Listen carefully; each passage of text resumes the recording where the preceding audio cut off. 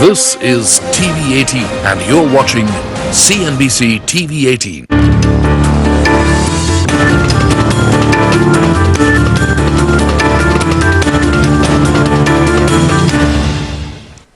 Hello and welcome to Commodity Champions, your weekly dose of what's brewing in the commodity space. I'm Manisha Gupta. As we continue our countdown to what promises to be a pivotal union budget, this week we discuss on the sector that kept the country feeding through the lockdown, the agriculture sector. Ironically, the pandemic bolstered the agribusiness, digitization drive and improved momentum, which is likely to continue in 2021. However, the upcoming budget provides the government the opportunity to further propel the sector. Industry leaders have called for infrastructure and funding support for farmers. So how exactly could the government be doing about that? And what does the sector expect on February 1st? To take the discussion further forward is Jinesh Shah, Managing Director of Omnivore, Prasanna Rao is CEO of Arya, and Sandeep Sabharwal is CEO of SLM Group. Gentlemen, thank you so much for joining us on the show here. And Jinesh, let me start with you first. And what are your expectations from the budget this time around? I'm assuming right from food processing to warehousing to allocation of funds into research and development. What do you think is the top priority that agriculture actually needs right now?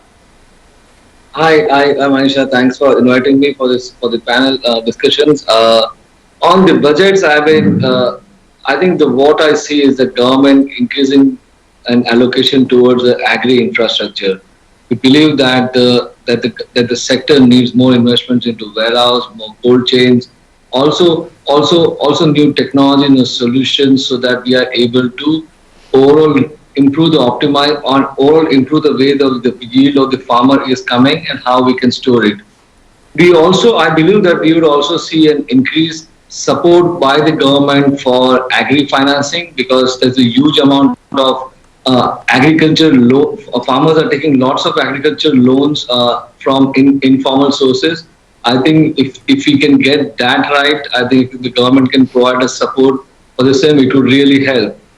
And I think we would see in the next in this budget that government will focus on bringing new technologies and solutions which would help not only to bring transparency in the agri-produce, but also improve the traceability, so that there is much better communication between what the farmers are producing and what the customers want. I think this is what I believe in the next budget we should see, hopefully on the 1st of February. Well, I do understand that, because the focus for many years clearly has been on agriculture production, but now it definitely needs to move into agriculture marketing, food processing, value addition. And while government, of course, is talking about doubling farmers' income, there also has been a target for doubling exports here, and within that also there are very less sectors that we see right now. But Prasanna, let me come to you, and as Jinesh really put the base out, it is about the development of agriculture infrastructure that most of us are looking forward to from this budget here. But how critical is that for agriculture marketing, and especially when you look at food processing, agriculture, exports as well? How would that make sense on what Finance Minister does?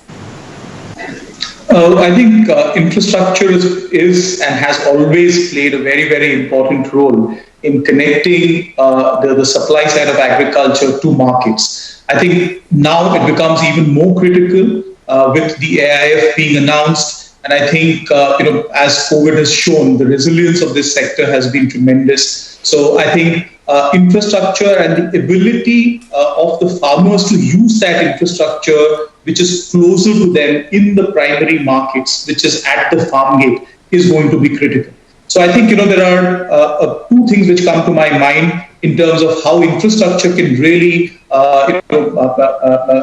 move this forward and take this forward and bring farmers at the center stage, is that infrastructure could help both in storage of commodities, thereby not forcing farmers to sell in distress, and it can also support in terms of making finance accessible more easily to farmers. So I think, in these two ways, which are the most important and critical factors, infrastructure can really allay the concerns of farmers and put them and integrate them with markets more effectively. Sandeep, let me get you in the conversation as well. So while we are talking about agriculture trade and agriculture finance and warehousing, these have been mentioned in the past budgets as well. So what different and how much different do you expect this budget to be, and what is still remaining that is desired by the industry? One of our concurrent wishes for the past 4 budgets have been the rationalization of GST, specifically in regards to the leases that an agri warehousing company takes.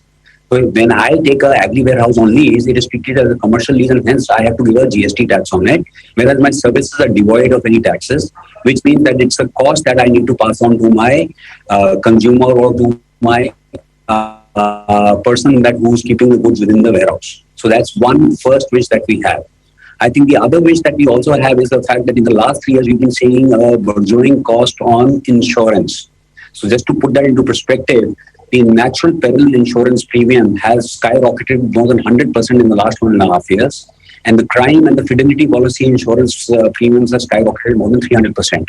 Now, these costs obviously add to our cost, and obviously these add to the cost of the entire agri fraternity.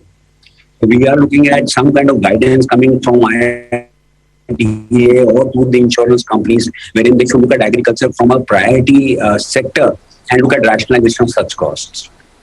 Well, yes, Sandeep, agriculture infrastructure is something that the overall industry is looking at as well. And then Prasanna, I want to come back to you on that. You spoke about the benefits under the Agri Infra Fund. What is your sense on what subsidies or what allocations could we really be looking at? So for us, actually, one very critical factor as an organization we strongly believe in is inclusion of innovative storage structures. Moving away from traditional, brick and mortar structures to more on-demand, ready to deploy storage structures. As a company, we have imported these structures into the country, have deployed it at scale at the farm gate, where no infrastructure existed. So I hope that the finance minister takes note of the possibility of inclusion of innovative and flexible hermetic storage structures under the AIF. Apart from that, I will also wish to have the ability for the interest subvention, which is today available only on WDRA accredited warehouses, which are very, very few across the country, to be extended on any storage which is done by farmers in all agriculture warehouses across the country. Many of these warehouses have actually been constructed under the Gramin Bhandaran Yojana of NABARD and have fulfilled many of the norms which have been laid down for it. At the same time, as Sandeep was also mentioning, if as a professional company we are going out and taking warehouses on lease, if there could be some tax benefits which could be available to us on these lease rentals, so that as professional companies which bring in an integration of storage, finance and market linkages with technology built in, that could really deepen the penetration of professional services and access to finance at the farm gate. Jinesh, what is your sense when we talk about agri infrastructure? Of course, we are waiting for subsidies and incentives from the finance ministry, but what kind of private investments have we seen here? What kind of year-on-year growth have we seen onto that one? And what is still desired when we talk about the market linkages, the transparency that all of this could bring into the system?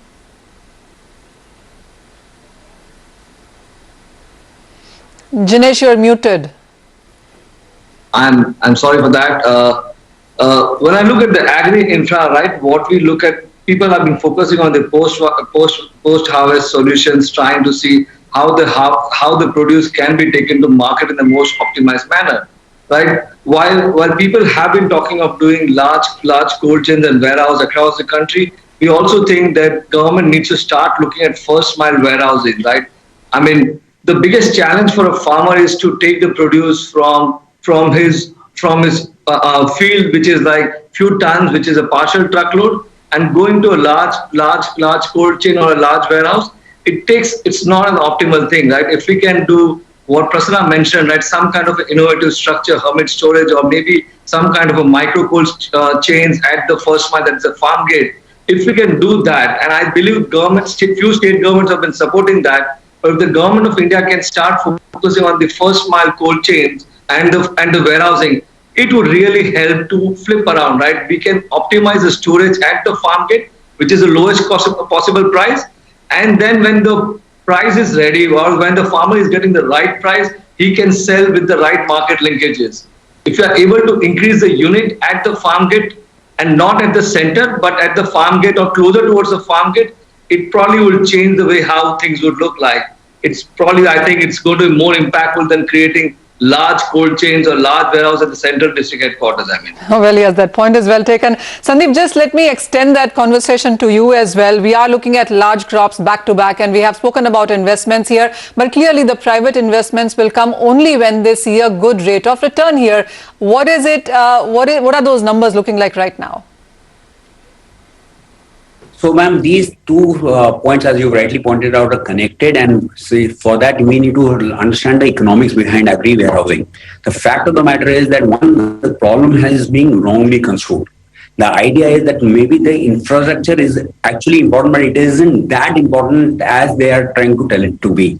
The fact is that when I see agri warehousing and I see that the agri warehousing, revenues from agri warehousing, is it subsequently enough for an agri infrastructure fund to come and invest behind it? The answer is no. The ROEs, or the return on capital employed in an agri warehousing industry, is absolutely low for large industrial houses and large funds to come and back the sector. And the reason is as follows. You see, when I talk about, let's say, a payback period on an agriculture warehouse, the payback period is 10 years and 12 years. The fact of the matter is that the occupancy is dependent upon the agriculture crop, which is in turn dependent upon the consumption versus the production cycle. India, as you know, are two crop cycles, Rabi and Kharif. They produce enough which is to be consumed within 1 year. So that means that there is a dwindling commercialization of agriculture land that is being used. So hence, it doesn't make any sense of only talking about only infrastructure creation. Oh, well, yes, absolutely. So even as plenty has been done for agriculture, there is still a lot of ask still desired from this one, from the finance minister.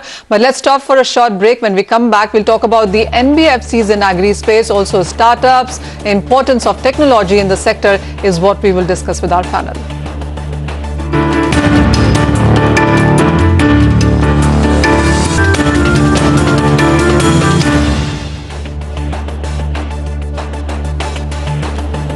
Welcome back. You're watching Commodity Champions, and we are discussing the agriculture sector's expectation from the upcoming budget. Sandeep, even as despite the key role is played by agriculture focused NBFCs in transforming on where the agriculture sector in India is, there are these firms are forced to offer higher interest rates when it comes to their clients.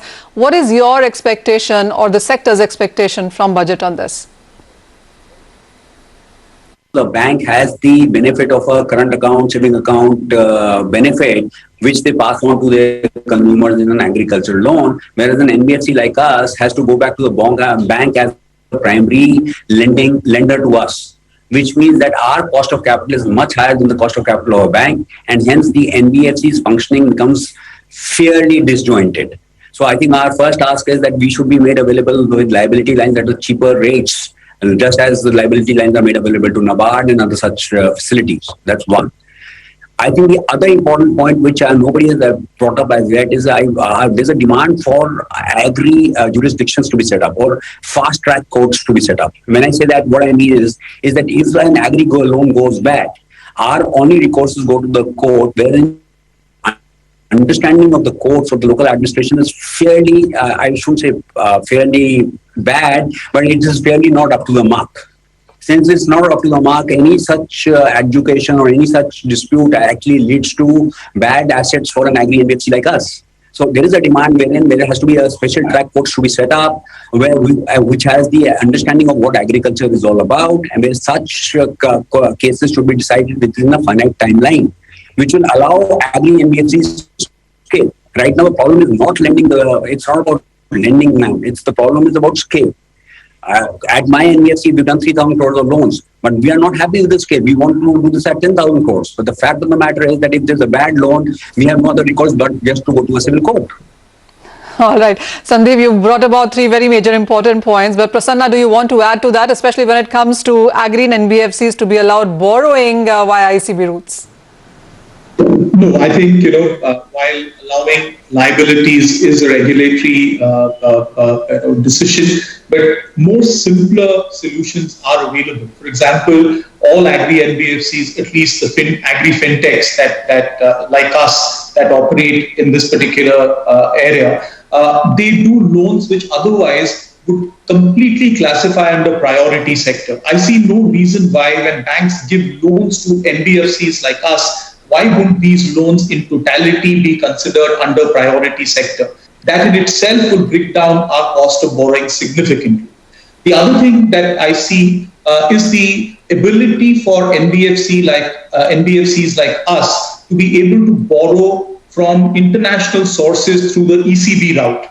This is one area where, which can really make our cost of borrowing go down significantly. But there are significant restrictions. The kind of tenors that are allowed under the current regulations make it prohibitive for us to really raise funds from these sources where the cost of borrowing for us could really go down significantly. So I think these are easy solutions which are available, and I really hope that the finance minister and the other experts in the industry are able to see this and pass on this benefit to agri NBFCs like us. All right. Let me actually just, jump topics now. And Jinesh, let me come to you and talk to you about AI, smart digitization that we've seen into agriculture as well. Where do you see all of that happen? Because in the recent couple of years, we've seen an influx of various startups into this sector. We've heard the finance minister in the previous budgets talk about various subsidies and levers that have been given out as well. Where does that stand right now? And is there something still in the ask here? Look, I mean, the subsidies given to startups or anything, yes, it has impact, but not to a great extent, right? Because startups anyways are struggling with dearth of capital. They're trying to figure out how to survive the next 12 months, and they're always trying to figure out what can be done, which is not available today, right? I mean, case in example, right? I mean, one of my companies, which is AgNext, is really focused on trying to solve the quality paradigm across the agri-produce. In India, agri-produce, every state, every district has different quality of agri-produce. And whenever there's a transaction happening between the buyer and seller, there is no clarity why the buyer is getting X price for the X quality or why the seller is willing to pay a particular price for the commodity. So the company is trying to create this paradigm shift, saying that if I can standardize the quality metrics across various agri-produce, across various qualities, it could be really a game changer, right? But it's difficult for them to really go out in the market because of the existing infrastructure we have it. I don't know how much subsidies for the government could really help, but if government, both state and center, could say that 5% or 10% of their production, which is they are buying from the farmers, is routed via the startups, I mean, it could be game changer. It's not about asking for money from the government, but saying, can you support the startups beyond just giving subsidies or giving some lip services? Well, absolutely. Sandeep, you also launched an AI-based mobile app to provide quality assessment of a crop within record time and up to 90% accuracy. When it comes to technology in agriculture, and as Prasanna also pointed out, what are the expectations that you would have from the budget?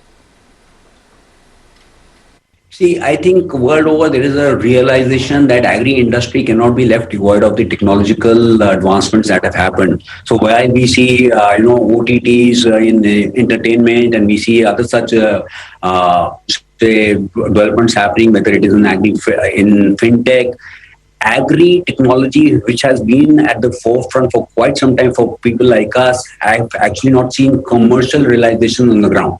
So let me tell you what I'm trying to say. Our company filed for a patent for this AI on 13th of August, 2 years back. We are now commercializing it after putting in a lot of research, and this commercialization is also happening at a very, very discounted cost so that people adapt this technology. But that adaptation of technology is also a commercial function of people understanding that there's a cost behind it. Today, a person goes to get a quality assessment done of any of the crop from a laboratory. The minimum cost is 850 rupees for one sample. And the minimum turnaround time is 6 to 7 hours. That also dependent from a fact that the agricultural crop has reached that laboratory. What we are introducing now, right now, Manisha ji, is that you click a photograph of the crop of wherever it is, you don't even have to transport it, and you will get a result in under 1 minute. And that also at a free cost for the first few months. Now, what we are trying to do is make absorption of technology into agriculture. And I think there has to be some kind of incentives to companies like us and people who are bringing this agri technology to the forefront by government. This cannot be done alone by the industry. There has to be a fillip government, either in forms of subsidies, in forms of tax breaks, in terms of SOPs, and also in terms of giving us grants in terms of developing more and more such technologies. Well, it's always a debate on what the private sector should do and is asking from the government, and the government also in turns asks from the private sector to pitch in. So I think that is something that would go on. But while of course we are talking about budget here, let me come to all of you and ask you on what your expectations are from 2021 when it comes to your sector. And Prasanna, why don't you go first? I really see the adoption of technology is going to be a path-breaking feature of 2021. The other thing that I also see that the renewed interest amongst investors, the government, lenders on agriculture, as the aftermath of COVID, it would certainly give a big fillip to the industry overall. So I really feel that a lot of innovation is about to happen in the sector. COVID has proven to us. I mean, as a company, we've seen all our matrices improve manyfold post-COVID. The adoption of technology has been tremendous, something that we've never thought of. I think the use of our platform, the ability of farmers to participate directly on with technology in value chains is the greatest thing that we believe that we would see in 2021. All right, we look forward to that as well. Jinesh, final comments from you? I mean, in 2021 budget, I really hope that the momentum what the government has created for the startup as a whole, and especially for the agri-tech startup, which is really focused on essentials, I think would continue. We believe that if government can create a policy where they really start their piece of their procurement via the startups and not only the large enterprises in the country, it would really help. I mean, that's really hope that the budget looks at that aspect. Well, absolutely. We hope that too. So there are concerns and there are challenges, but there are solutions as well, which the industry is giving us. So let's hope that the finance minister is listening. Thank you, gentlemen, so much for joining us. But with that, it's a wrap up on this edition of Commodity Champions. Thank you for watching.